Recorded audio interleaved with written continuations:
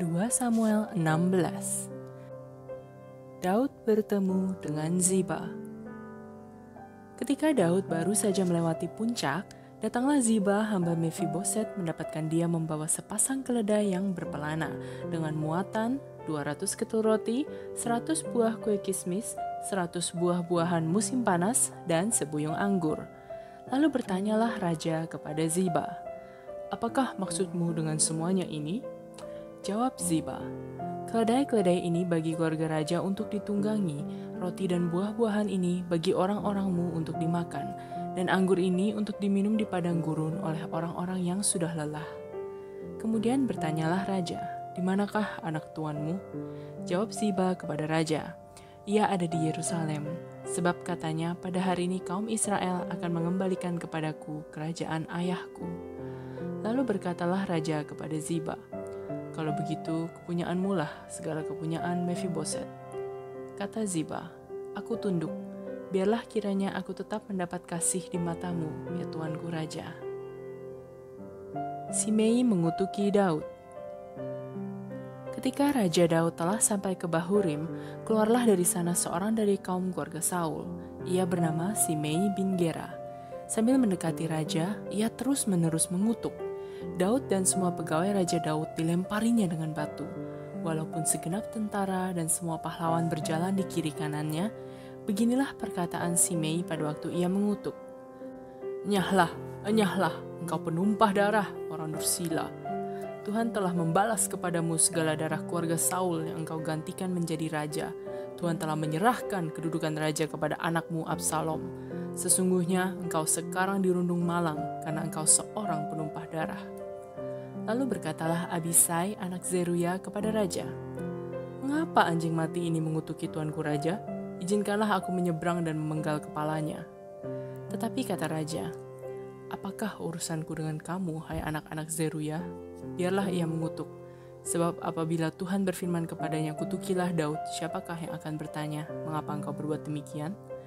Pula kata Daud kepada Abisai dan kepada semua pegawainya, "Sedangkan anak kandungku ingin mencabut nyawaku, terlebih lagi sekarang orang Benyamin ini.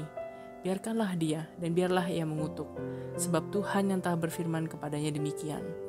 Mungkin Tuhan akan memperhatikan kesengsaraanku ini dan Tuhan membalas yang baik kepadaku sebagai ganti kutuk orang itu pada hari ini." Demikianlah Daud melanjutkan perjalanannya dengan orang-orangnya. Sedang Simei berjalan terus di lereng gunung bertentangan dengan dia, dan sambil berjalan ia mengutuk, melemparinya dengan batu, dan menimbulkan debu. Dengan lelah sampailah raja dan seluruh rakyat yang ada bersama-sama dengan dia ke Yordan. Lalu mereka beristirahat di sana. Husai dan Ahitofel menghadap Absalom. Maka Absalom dan seluruh rakyat orang-orang Israel sampailah ke Yerusalem, dan Ahitofel ada bersama-sama dengan dia. Ketika Husai orang Arki sahabat Daud itu sampai kepada Absalom, berkatalah Husai kepada Absalom, "Hiduplah raja, hiduplah raja." Berkatalah Absalom kepada Husai, "Inikah kesetiaanmu kepada sahabatmu? Mengapa engkau tidak pergi menyertai sahabatmu itu?" Lalu berkatalah Husai kepada Absalom, "Tidak, tetapi dia yang dipilih oleh Tuhan dan oleh rakyat ini dan oleh setiap orang Israel, dialah yang memiliki aku, dan bersama-sama dengan dialah aku akan tinggal. Lagi pula, kepada siapakah aku memperhambakan diri? Bukankah kepada anaknya? Sebagaimana aku memperhambakan diri kepada ayahmu, demikianlah aku memperhambakan diri kepadamu." Kemudian berkatalah Absalom kepada Ahitofel, "Berilah nasihat, apakah yang harus kita perbuat?" Lalu jawab Ahitofel kepada Absalom, "Hampirilah gundik-gundik ayahmu yang ditinggalkannya untuk menunggui istana. Apabila seluruh Israel mendengar bahwa engkau telah membuat dirimu dibenci oleh ayahmu, maka segala orang yang menyertai engkau akan dikuatkan hatinya." Maka dibentangkanlah kemah bagi Absalom di atas sotoh, lalu Absalom menghampiri gundik-gundik ayahnya di depan mata seluruh Israel. Pada waktu itu, nasihat yang diberikan Ahitofel adalah sama dengan petunjuk yang dimintakan daripada Allah. Demikianlah dinilai setiap nasihat Ahitofel baik oleh Daud maupun oleh Absalom. 2 Samuel 17. Nasihat Ahitofel digagalkan oleh nasihat Husai. Berkatalah Ahitofel kepada Absalom, Izinkanlah aku memilih 12.000 orang, maka aku akan bersiap dan mengejar Daud pada malam ini juga. Aku akan mendatangi dia selagi ia lesu dan lemah semangatnya dan mengejutkan dia. Seluruh rakyat yang ada bersama-sama dengan dia akan melarikan diri, maka aku dapat menewaskan raja sendiri. Demikianlah aku akan membawa pulang seluruh rakyat itu kepadamu, seperti seorang mempelai perempuan kembali kepada suaminya. Jadi engkau mencari nyawa satu orang saja, sedang seluruh rakyat tetap selamat. Perkataan ini disetujui oleh Absalom dan oleh semua tua-tua Israel. Tetapi berkatalah Absalom, panggillah juga Husai orang Arki itu, supaya kita mendengar apa yang hendak dikatakannya. Ketika Husai datang kepada Absalom, berkatalah Absalom kepadanya demikian. Beginilah perkataan yang dikatakan Ahitofel, apakah kita turut nasihatnya? Jika tidak, katakanlah. Lalu berkatalah Husai kepada Absalom, nasihat yang diberikan Ahitofel kali ini tidak baik. Kata Husai pula, engkau tahu bahwa ayahmu dan orang-orangnya adalah pahlawan, dan bahwa mereka sakit hati seperti beruang yang kehilangan anak di padang. Lagi pula ayahmu adalah seorang prajurit sejati, ia tidak akan membiarkan rakyat tidur. Tentulah ia sekarang bersembunyi dalam salah satu lubang atau di salah satu tempat. Apabila pada penyerangan pertama beberapa orang tewas dan ada orang mendengar hal itu, maka orang akan berkata, rakyat yang telah mengikut Absalom sudah menderita kekalahan. Maka seorang gagah perkasa sekalipun yang hatinya seperti hati singa akan tawar hati sama sekali. Sebab seluruh Israel tahu bahwa ayahmu itu seorang pahlawan dan orang-orang yang bersama-sama dia adalah orang gagah perkasa. Sebab itu kunasihatkan, suruhlah seluruh Israel dari Dan sampai Bersheba berkumpul kepadamu, seperti pasir di tepi laut banyaknya, dan engkau sendiri juga harus turut bertempur. Apabila kita mendatangi dia di salah satu tempat di mana ia terdapat, maka kita akan menyergapnya, seperti embun jatuh ke bumi, sehingga tidak ada yang lolos, baik dia maupun orang-orang yang menyertainya. Dan jika ia mengundurkan diri ke suatu kota, maka seluruh Israel akan mengikat kota itu dengan tali, dan kita akan menyeretnya sampai ke sungai, hingga batu kecil pun tidak terdapat lagi di sana. Lalu berkatalah Absalom dan setiap orang Israel, nasihat Husai orang Arki itu lebih baik daripada nasihat Ahitofel. Sebab Tuhan telah memutuskan bahwa nasihat Ahitofel yang baik itu digagalkan dengan maksud supaya Tuhan mendatangkan celaka kepada Absalom. Daud ke Mahanaim.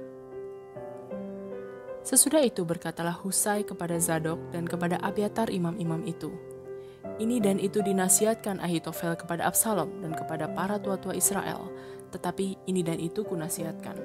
Oleh sebab itu, suruhlah dengan segera memberitahukan kepada Daud demikian, pada malam ini janganlah bermalam di tempat-tempat penyeberangan ke padang gurun, tetapi menyeberanglah dengan segera, supaya jangan raja dan seluruh rakyat yang bersama-sama dengan dia itu ditelan habis. Yonatan dan Ahimaas menunggu di En-Rogel, dan setiap kali ada seorang budak perempuan yang datang membawa kabar kepada mereka, mereka pun langsung memberitahu Raja Daud, sebab mereka tidak boleh dilihat memasuki kota. Tetapi seorang anak melihat mereka, lalu memberitahu Absalom. Jadi pergilah keduanya dengan segera dan sampailah mereka ke rumah seseorang di Bahurim yang mempunyai sumur di halamannya. Maka turunlah mereka ke dalamnya. Kemudian perempuan itu mengambil kain tudungan, membentangkannya di atas mulut sumur itu, dan menaburkan butir-butir gandum di atasnya, sehingga tidak kelihatan apa-apa. Sampailah orang-orang Absalom kepada perempuan itu di rumahnya, lalu bertanya, "Di manakah Ahimaas dan Yonatan?"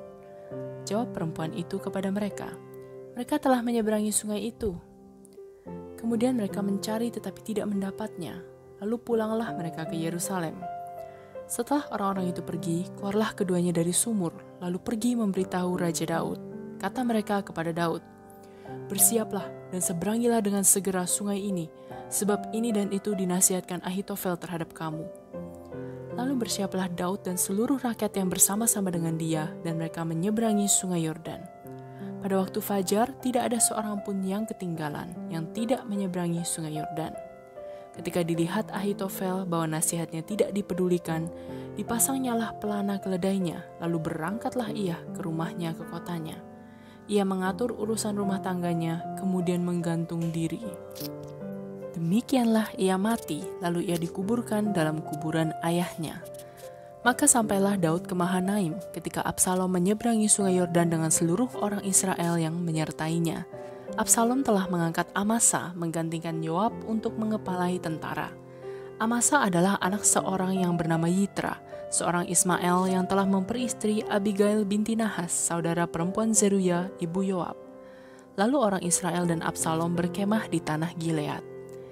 Ketika Daud tiba di Mahanaim, maka Sobi bin Nahas dari Raba kota Bani Amon dan Makir bin Amiel dari Lodebar dan Barzilai orang Gilead dari Rogelim membawa tempat tidur, pasu, periuk belanga, juga gandum, jelai, tepung, bertih gandum, kacang babi, kacang merah besar, kacang merah kecil, madu, dadih, kambing domba, dan keju lembu bagi Daud dan bagi rakyat yang bersama-sama dengan dia untuk dimakan. Sebab kata mereka, rakyat ini tentu telah menjadi lapar, lelah, dan haus di padang gurun.